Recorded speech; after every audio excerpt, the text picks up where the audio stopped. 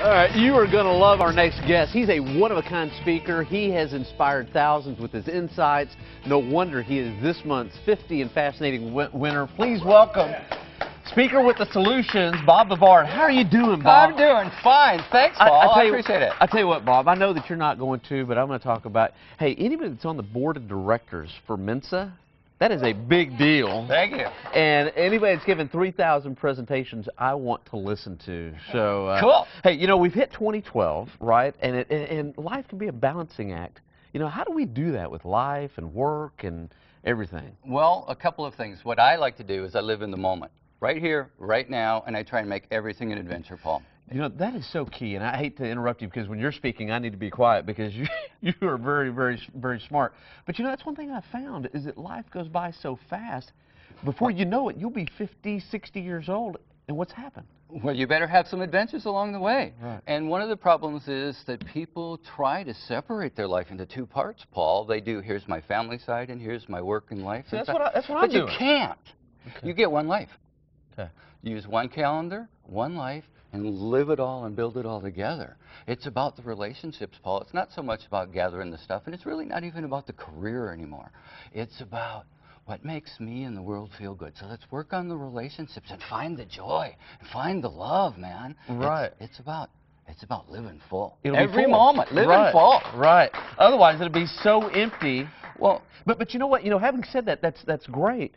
But how do you incorporate your family and your work? Because you've got so much time that work wants from you, and what do you do? I do two things. Number one is I run one calendar. What lots of people do is they'll have one at home on the refrigerator and one at work on the computer or whatever, and they don't match up. Have you ever been scheduled for two or, God forbid, three things at the same time? Sometimes that's happened. That happens because you have more than one calendar or because you're doing it in your head. Okay. One calendar, use it all the time. Everything goes on the calendar. And learn to turn your equipment off and walk away from it. That's the hardest thing for me because I can work. So when work's over, work's over. Is that what you're saying? Turn the computer off, turn the phone off, be with the people you're with. Well, okay, because now here's the thing that's interesting.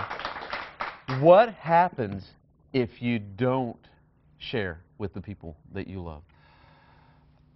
How many times and ways can I ignore you before you don't think I care? Before it stops working. So the other person's going to think you don't care. When you probably do care.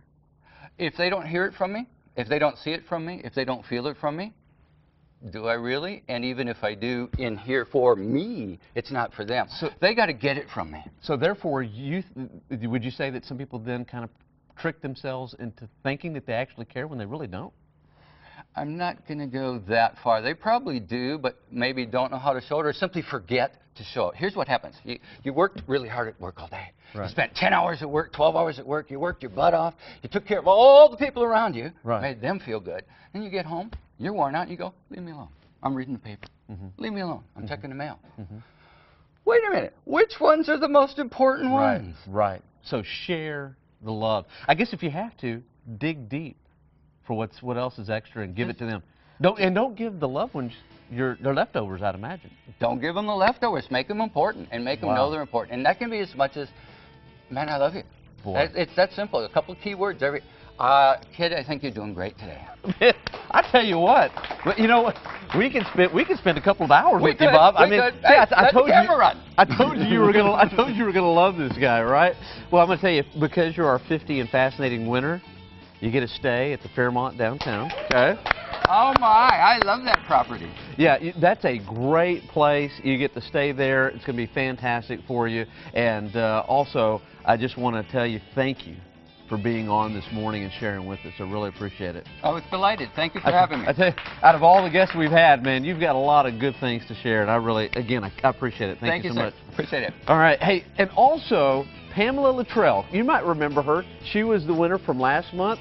This is what she wrote. She wrote, first, I must thank kens5 and the Robert Tips family once again for the wonderful weekend in downtown. We had not played tourist since our kids were really, really young, but now we're empty nesters, and it was just so much of a great time.